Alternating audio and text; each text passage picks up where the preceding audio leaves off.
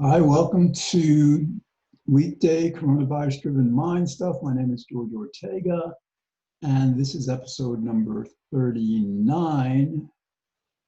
Um, it's 10:59 on Wednesday, June 3rd, and I'm going to try to be a bit quiet because it's a bit late. I was attending Rabbi Bronstein's Parsha talk and went a bit over, and I had to finish like setting up my guitar. And my bass guitar just came yesterday, and I had to eat a little something. So anyway, I want to talk about how the media and the Democratic politicians in this case, I mean, should be Republicans too, but they don't seem to care about this, seem to be kind of like playing with us, not being sincere, not being earnest in about what they say. All right, the idea is that George Floyd was held down for about 9 minutes in a knee to neck hold, and that's what killed him. Now, thinking about this, it just became exceedingly obvious to me that that should not have happened. And there were four officers who subdued him, who restrained him. And so thinking about it, an obvious solution to that came to me. It's not like it wasn't so difficult to realize, to understand. The idea is that like once a person is subdued, if they have to be restrained for whatever reason, then all you have to do is cable tie their ankles together and handcuff their wrists, preferably behind their back. And think about it. A person in that position cannot escape, cannot cause harm. Basically, there's no further need for physical restraint at that point. Now, if you appreciate that, if you appreciate the simple and very powerful logic to that, then the obvious solution to that happening is that there should be federal legislation. I don't think this should be left up to the states. I think that, a person who's a citizen in the United States, visiting anyone who's in the United States should have that kind of protection from police brutality, from being killed by over-aggressive police tactics. All right, so that's just one part of this, okay? But that's the one we're going to focus on. So like, this seems a very, very reasonable solution.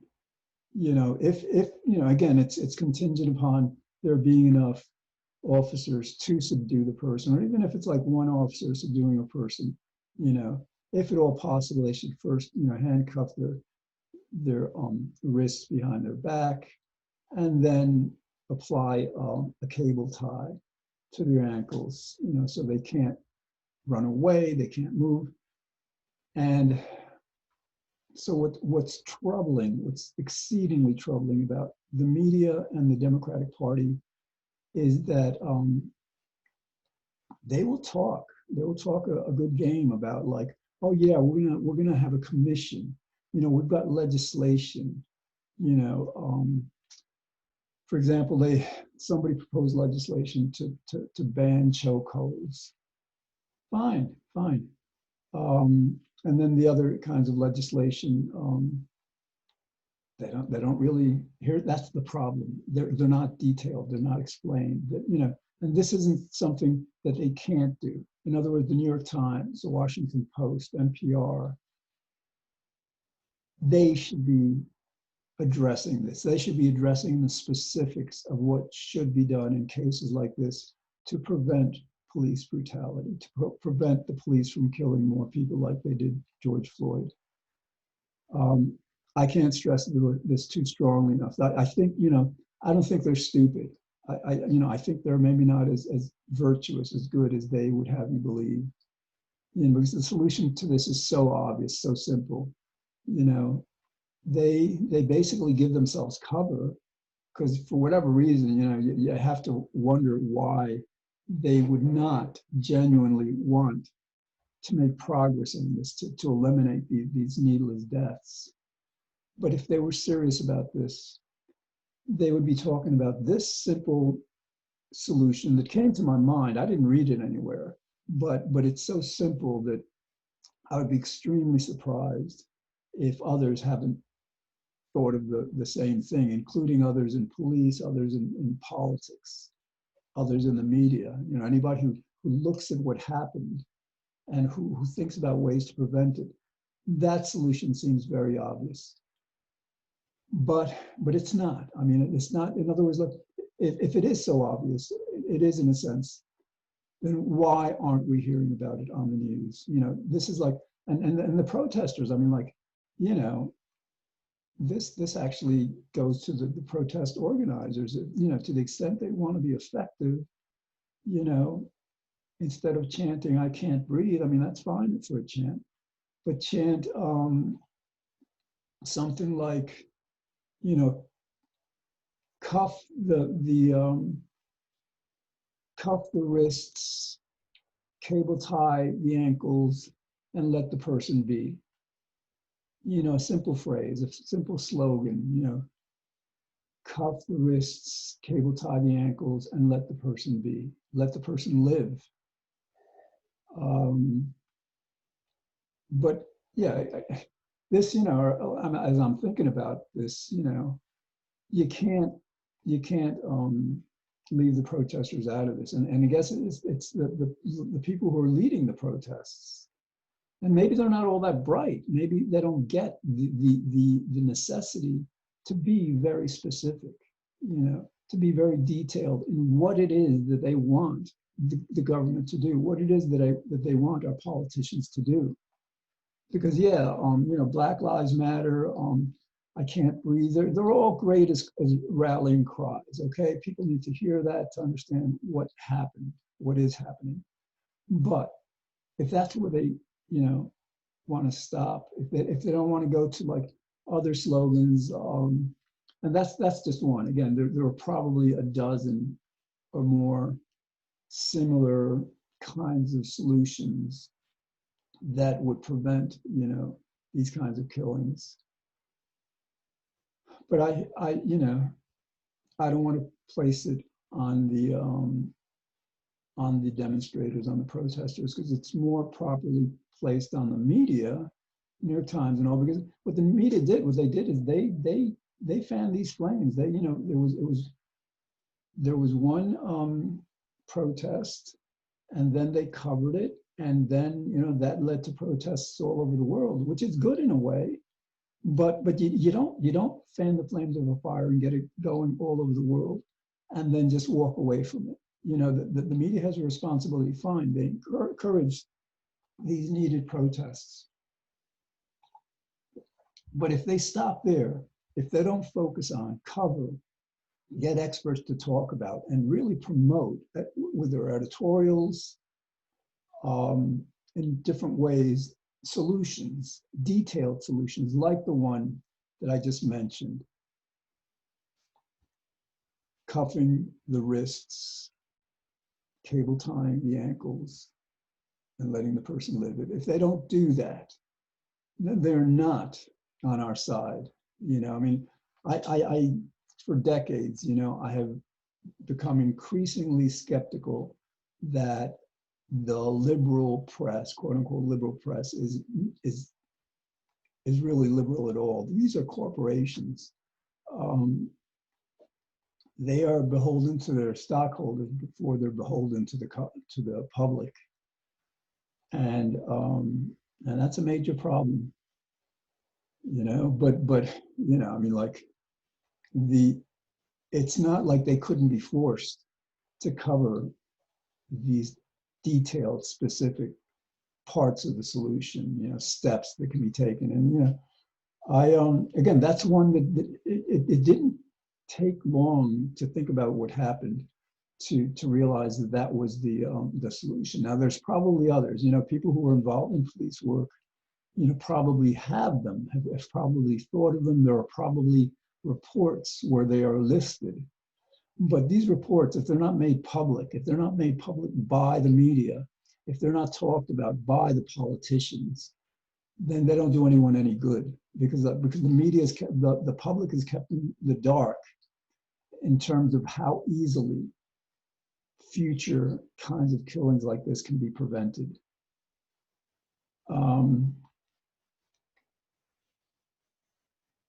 Yeah, I mean, the obvious conclusion is again, the liberal press, the politicians, the Democrats don't care as much as they'd have you believe. Now, don't for one moment believe that I'm, you know, condoning Republicans, that I'm thinking that they're any better. No, they're far, far worse. Because if they weren't putting up such resistance to these kind of reforms, they would have happened decades ago. You know, fine, the public may not have been apprised of what they were, like we should be, like, you know, but legislation would have been passed across the board. And again, this really should be federal. I don't think a state should have a right to deprive someone of their life, you know, as a result of police brutality that's, especially in this case, it's so easily prevented. You know, think about it. That's what happened with George Floyd could have been prevented with this one simple solution. You know, handcuff the person behind his back and cable tie the person's legs, ankles, so they can't run, they can't even walk, they have to like sit or lie down. But at least, you know, in that kind of situation, they are safe. They're safe from the aggressive, brutal police tactics, like putting a neck on their, putting a knee on their neck, or keeping them in a chokehold. You know, once a person is immobilized in the way that I just described, you know, with the simple handcuffs and cable tie, that's all that has to be done. I mean, like, if they're afraid of being bitten or something, fine, some duct tape across a person's mouth or something, or, you know, whatever, if that's necessary. But that even shouldn't be necessary, because, you know, at that point, they stay like a couple of feet away from the person, and the person can do no harm, you know, and they can't do any harm to the person, which is, I think, the important point here. So I think what I'm going to do is, like, sometimes send messages, suggestions, questions, sometimes comments to rabbis in the area. You know, I kind of know them. You know, I tend, there's like the different denominations of Judaism here, you know, Orthodox, conservative, Reconstructionist, Reform. And I try to attend them all. I was, at least before this COVID-19 distancing happened. And they're, you know, they're genuinely concerned with improving the world. And then, like, so I basically attend them all to get a different perspective of what you know, of what they believe Judaism is about, God is about. So yeah, I think I'm gonna send them a link to this particular episode. Tell them, hey, you know, listen to the first 15 minutes and see if they agree. Because if they agree, I mean, one thing about rabbis who lead congregations is they know a lot of people and they have a lot of influence. So with a few phone calls, you know, these rabbis could see to it that the Times covers this. The Times covers this exact theme, that without details, without specifics, and actually this is a follow-up, because I just sent them that this very suggestion as a simple text message recently. Let me read you what what I sent them. Hold on. Sent it to him last night, or might have been early this morning. Hold on. But you know, I think what I'm saying here, I think maybe communicates the message more completely. You know, all right. So it was like the first message I sent it at 8:02 a.m. this morning, without detailed specifics. News stories like this one by Forbes become almost counterproductive, suggesting that there are, in fact, no answers to racially charged police brutality aside from banning chokeholds. And there's, you know, there's a link to a Forbes article that appeared on June 1st. And I think the title is called "Lawmakers Push Legislation in Response to George Floyd Protests." And I read through the article, and they referred to I think 3-4 different bills, but it was also general. Yeah, we're going to form a commission. Yeah, we're going to ban chokeholds and all. But there's so much that could have been said and should have been said, including and especially this simple fix that I've been describing. You know, handcuffs behind the back if necessary, cable tied to the ankles. I mean, it's so simple. So anyway, then I followed up with another message. Oh no, then the end of the message is, let's see if the New York Times steps up to the plate with specific detailed suggestions for what must now be done. And I guess I didn't send a follow-up. Maybe I did. No, I guess not. So anyway, that's my hope is, you know, I'll send it off to them, you know, as soon as I get it up, because I got to, like, you know, send the link to the studio so they can, like, pull it down and show it tomorrow. And hopefully, you know, hopefully they will appreciate the simple but very powerful logic behind this simple, very powerful idea. So and again, to review it, to summarize it, basically, this has two parts to it. One, there is a simple, very simple fix to this. You know, if a person's been restrained, especially if it involves 2 or more officers that actually have subdued the person, and the person is no longer a physical threat. So again, the first part of this, once you've subdued a person, handcuff them behind their back and cable tie their ankles so they can't run away. You know, you want to make an arrest, you don't want them to run away. That it's just so simple. And naturally, they might want to search them, you know, make sure they're not concealing any weapons or whatever. I mean, that's probably a good idea. But that's the first part of this. The second part, I think, is probably more important. Why isn't New York Times? Why isn't the Washington Post, NPR, these supposedly liberal, you know, bastions of popular will, of democratic politics? Why aren't they following up with, because, like, you know, I read the headlines every day, you know, I watch the newscasts. I mean, I was watching Channel 7 News, Channel 13, PBS. They're not talking about this either. You know, so it's not, I don't want to, like, single out these few publications. This is across the board. And to the extent, and you know, this principle of, instead of general platitudes, general ambitions, oh yeah, we're going to form a commission, we're going to get this under control, instead of these meaningless, to a great extent, rhetorical statements, the second part of this is that they should all be presenting, explaining, exploring the details of not just this, but of climate change, of campaign finance reform, of so many issues that, especially when there's a groundswell of public support, what they'll do, they'll sensationalize. And again, what happens when they do that sometimes, because basically, you know, people died during these demonstrations, and that didn't have to happen.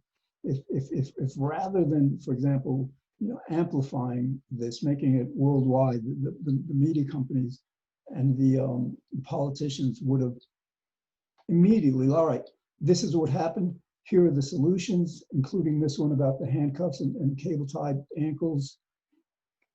If they would have done that, and that just be one part of it. You know, if they would have presented the specifics, I'm guessing that the protesters would have felt understood, would have felt heard, and would have confidence that going out into the streets and risking their lives and risking the lives of police officers was not necessary, would not be necessary. So, all right, got about 7 more minutes. I wasn't intending to do an editorial like this, but I guess I'm glad I did. I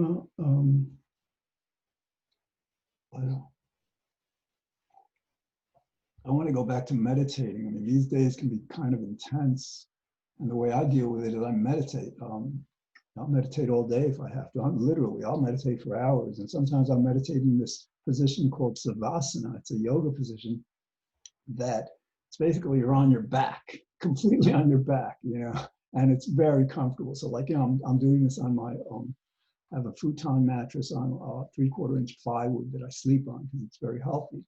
And so I just lie in that position, and sometimes I fall asleep, but that's fine. You know, like people like some yoga teachers will say, well, no, don't do that. Don't, you know, you got to be up and erect, which is good, you know, but you can't do that for hours. Whereas like you're on the savasana position, you can literally, you know, do this for hours, and it's very, very relaxing.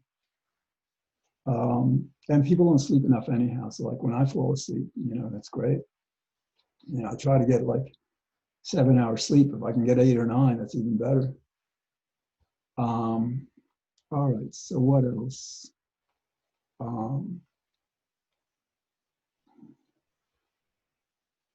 So a little under 6 minutes. Yeah, I've got a little bit of a conflict there. Thomas Friedman is going to give a talk on, let me see exactly what it is. It's a Zoom talk. And I found out about it at the rabbi's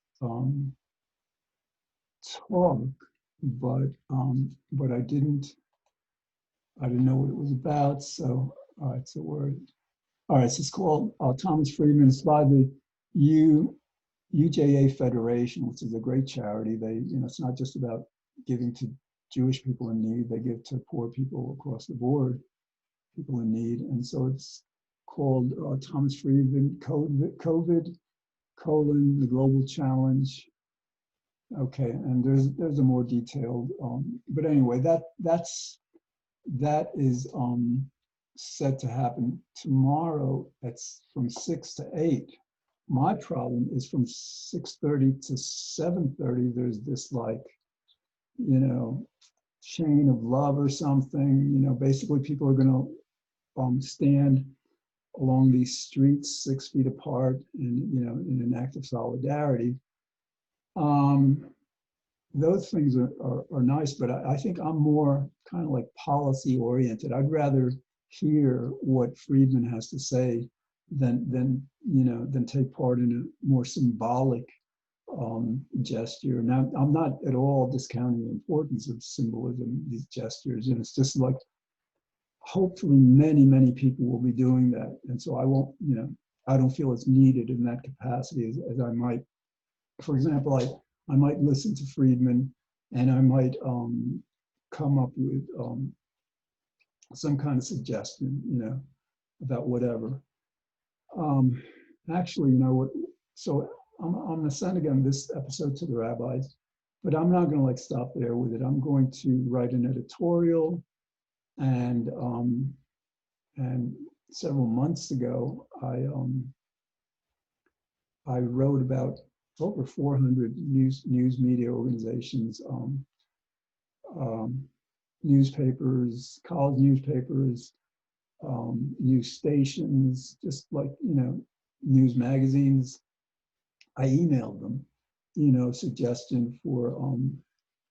various suggestions for how we can stop future pandemics, including especially ending factory farming and transitioning to lab-grown meat that can create a pandemic-free world. So anyway, but I have, after I sent those emails, I put all the sent emails in a folder, and so I've sent them 3 or 4 subsequent suggestions, one editorial on different topics. So yeah, I think I'm going to, hopefully I can do this tomorrow, just write a relatively brief editorial describing the 2 points that I talked about here. And, what's happened, I did this, linking animal farming to the pandemic. And, so a week or 2 after, I began to see articles coming out, and nobody published my editorial. These are businesses, and, somebody there probably said, oh, let me just take this on and do an article myself, I mean, these are not perfect people. But to me, it's not about getting, and I really don't care whether they publish my piece, or actually it's even better if they can write a better piece, then that's even better. So, but yeah, I want to try to do that. All right, 2 minutes left. So I hope you, kind of like a hot day today. I didn't go out. Maybe I will go out though, because I mean I slept a lot of the day. I was meditating and sleeping, and I needed it. I don't have anything to do until I think about 3:30 tomorrow, and so I'll probably sleep the morning in, so I'll be awake. But yeah, maybe I'll go out for a while. But anyway, so you can catch these episodes Monday through Friday on White Plains Community Media Channel 76 if you have Optimum, or 45 if you have Verizon. You can also catch them through the White Plains Community Media website. To have them all up there. And I eventually get them on YouTube. And so yeah, let's see what happens. Again, this solution, I hope you start hearing about it. The solution to preventing future deaths like George Floyd suffered is as obvious as it is simple and powerful, and should completely be done. People should be talking about this, until, it's signed into law at the federal level. All right, well, again, I hope you're staying happy, staying safe, feeling good, and about 14, 13 seconds left, 12, whatever. All right, so I will see you here tomorrow. Take care.